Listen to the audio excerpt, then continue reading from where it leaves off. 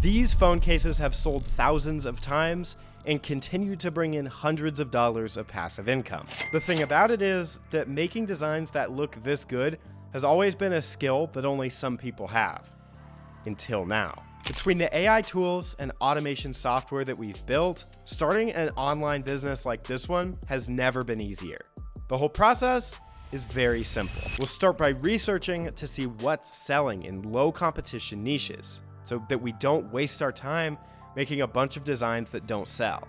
Then we'll use a combination of free design software and AI tools to generate entire, perfectly fitting designs for those proven to work niches. Then we'll use automation software to apply the artwork to the phone cases with a supplier who can print and ship them out without us ever even having to touch them. And finally, we'll list them for sale online where customers can view them and start buying. I've built several businesses just like this over the last 5 years, and it's made me life-changing money. So if you're interested in learning how I did it, be sure to hit subscribe and let's get into it. But before we go just making a bunch of different images that don't sell, let's first take a look at what does sell and how much money we can actually make with this business. Just search for something simple like phone cases in Etsy, and then we'll see what comes up. Now, I currently use a product research tool called Allura, so I can see some interesting insights. As I'm scrolling through these listings, whenever I hover over one of them, this little Allura badge will pop up, allowing me to click on it. And then I can see more details about how this specific listing is performing. I can quickly see how many sales it's gotten and how much estimated revenue it's done. This is pretty incredible, and it goes to show how much money there is to be made with this product. And just this one simple phone case has made thousands of dollars in revenue. We'll be able to make a ton of designs just like it. If a listing like this has made hundreds of sales, we can use it to niche down our search for ideas. So maybe we'd want to search for something like wildflower phone case. And then you can see that this significantly drops the competition. From here, I can continue to validate the idea to see how much these listings are making. And there's quite a few phone cases here that have made thousands of dollars. I can also click on this little Allura icon on the sidebar to see how this overall niche is performing. So I can see the average number of sales that listings matching our search are getting, the average revenue, and price. Now I can also filter the top listings overall to see which ones are performing the best. This Allura tool makes researching a lot faster to do, but it is a paid program. If you don't want to pay for anything, you don't have to. When you see a listing that you think might be a bestseller, just open it up and look for the reviews section on the listing. If the specific item has been reviewed several times, it means that this item has sold a lot as well. This is the most reliable free method to estimate sales data. In my personal 6- and 7-figure shops, I'll get about 1 review for every 8 to 10 sales that I make. Now, to save the idea, I use Figma since it's completely free and it helps me stay super organized. So I can just paste the link to best-selling listings in my Figma board or wherever I'm capturing my ideas. And my goal here is to collect as many ideas as possible. Researching on the platform that you're going to be selling on is usually the best method, and I always recommend that beginners start selling on Etsy. It's basically free to get started with. They'll handle all of the marketing, and it's the same platform that I've used to grow my own 6- and 7-figure shops online. It doesn't sound as sexy as Shopify does, but it works just as well. Now, we've seen some of these listings sell hundreds of times and generate tens of thousands of dollars in revenue, but how much can we actually make with this? After all, those numbers are revenue and not take-home profit. To calculate it, let's look at an example. This listing has sold over 200 times and made over $7,000 in revenue. So we can use the price of it as a baseline. So I'm just going to copy it and input it into the free Etsy fee calculator on Allura. Then we just have to find our cost to fulfill an order. Since we'll be using Printify to print and ship our phone cases, the cost is just the product cost plus the shipping price. So for this same phone case that they were selling, it's $8.62 plus $4.89, which equals $13.51. So if we put that in the calculator, you can see that even after the fees and everything, our profit is $10.27 per order with a 38% profit margin.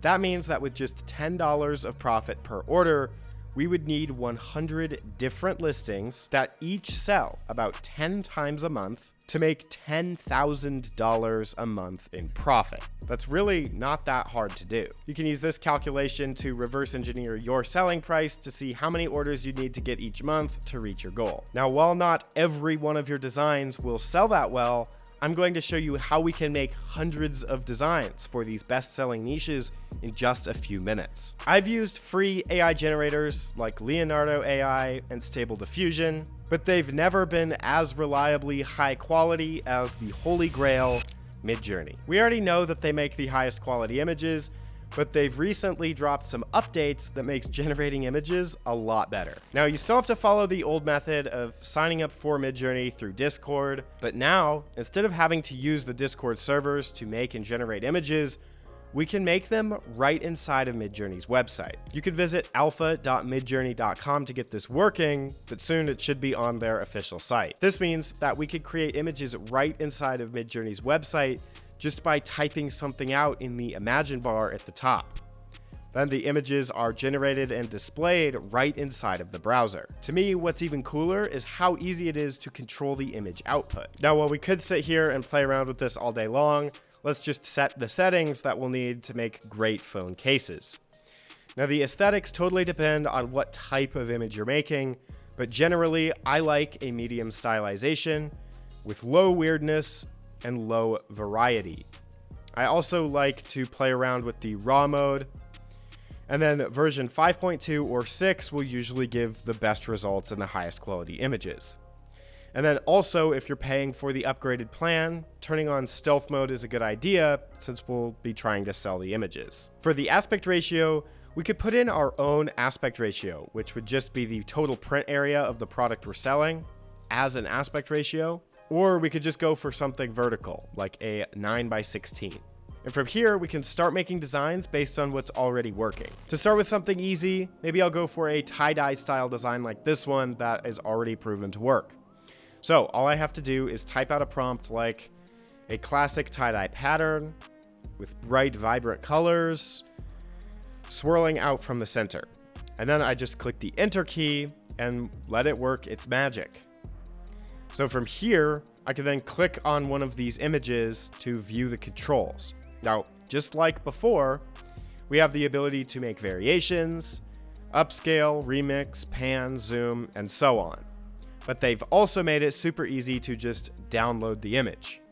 So now I can literally just drag and upload it right to the Printify phone case that I'm selling. Now, there's a lot of ways that we can alter the prompt to modify the images that we're generating, to kind of dial it in and get exactly what we're looking for. But most importantly, we want our images to look like they're not AI generated, while still making them high quality enough to sell. The strategy that always gets the best results for me is using image prompts. For example, if we want to make a design that reflects this popular Van Gogh painting, then I need to find the image somewhere online and just right-click it and hit copy the link address.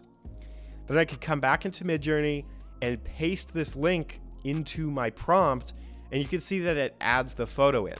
Basically, it's going to use this photo as kind of a base starting canvas. I can also add images from the Explore page if I find one that I like by hitting this Use Image button. You can see that it just adds it to my prompt. Now, from here, I can just type something in. So maybe a tree with butterflies and dragonflies flying around in a Van Gogh style. And then I'll just hit Enter. Since all of our other settings are saved, the image comes out sized as expected. You can also see that the image holds a lot of resemblance to the style of the original image without having to add a ton of crazy prompting.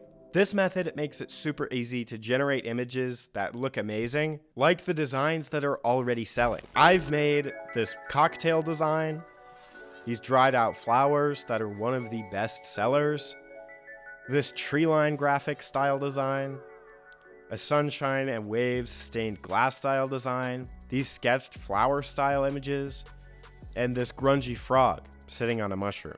This image prompting method makes creating designs like those super easy to do. Now, in addition to these AI-generated pre-made designs, we can also expand into pre-made text designs, which can work quite well, especially if it's something like a funny saying, or we could even offer custom phone cases. The pre-made text designs can be a nice complement to the AI-generated artwork, and they sell quite well if done right. Now, these are a bit harder to do since they require some manual work, but by using ChatGPT or a similar tool to generate the sayings, it makes it a lot easier. And then designing it in a free program like Figma doesn't take too long at all. Custom listings are just listings that allow the customer to send in a photo or request some kind of custom text on their phone case. Now, these types of listings are less passive since we'll have to manually fulfill each order, but a lot of the times they'll sell more often since people do love their custom products. Plus, they do make quite a bit of money. To make those, we literally just have to find a stock photo on some kind of website like Unsplash, something that makes people think of an image that they could use on their own phone case, and then we just have to slap the word custom on it using whatever program you're most comfortable with. By having pre-made text designs, pre-made AI designs, and adding custom products to your store, you'll have the best chances of actually getting sales early on and into the future. But now that our designs and custom listings are ready, we have to get them to actually sell.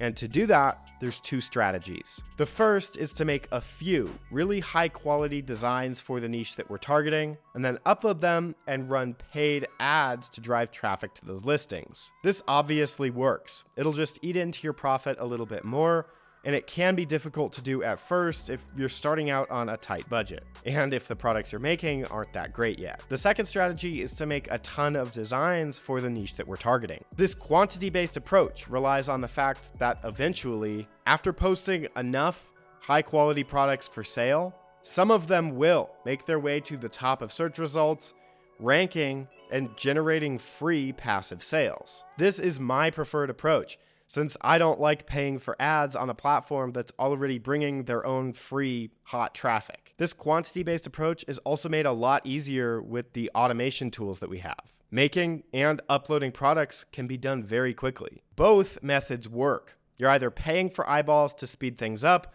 or you're putting in a little bit more manual work by uploading more products. But whichever method you decide to go with, your phone cases will never sell if you don't have good mockups. The mockup is the image of the phone case that you'll use to display your design. This is the first thing that a customer sees before they decide to click on your listing, and it's the final decision maker for if they'll actually buy your product. Nailing the mockup is almost as important as the design itself. Now, luckily for us, phone cases are one of the rare products that doesn't require super high quality lifestyle mockups to get a ton of sales. A lot of the best-selling listings use basic mockups that just display the case on a white background. While lifestyle mockups tend to perform better in the long term, to get started, we should be able to get away with the default Printify mockups on a white background. Down the line, after you've made a couple sales, you could always use a platform like FreePick to get some great mockups that might look a little bit better and help your products stand out. That means that all that's left is just taking our designs,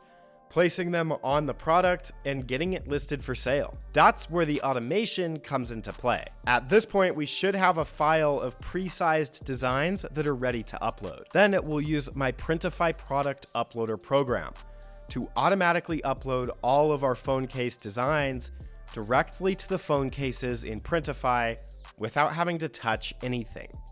It automatically names the product based on the name of the design file and positions it accordingly.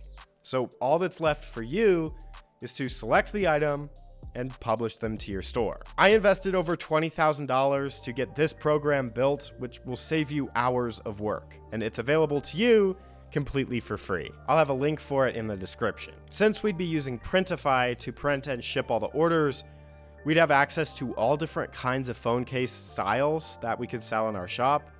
We'd have super fast production time for our customers and considerably lower prices than a lot of the competitors. You can start with Printify completely for free and then decide to upgrade down the line once your business starts growing. The upgrade just gives you discounts on the products. After you sign up, if you do want to try out Premium, you can use the coupon code Alek to try it out for 2 months completely for free. Now, after you've published your listings from Printify to Etsy, the final step is to add good SEO from winning listings into the title section of our own listings, and then to do the same thing for the tags section. This will ensure that if done enough times, your listings will start to rank in search organically for the millions of monthly shoppers to see. It always sounds like there should be something more fancy that you need to do to get your listings to sell, but that's really all there is. If you're consistently making and posting good listings with good designs, good mockups, and good SEO, eventually you will get sales. The problem is that most people just don't do the work. It might take you a dozen or maybe even a few hundred listings to get there, but you can reach your goals with this business model. If you need more details on print-on-demand dropshipping, then you can watch this video. You can also check out how the Alek viewers are doing running this business model or a very similar one on my website right below all of these valuable links. Again, link in the description. I just thought that seeing other subscribers who are just like you having success with this business model might be the little bit of motivation that you need to keep going. I hope you found this video helpful, and as always,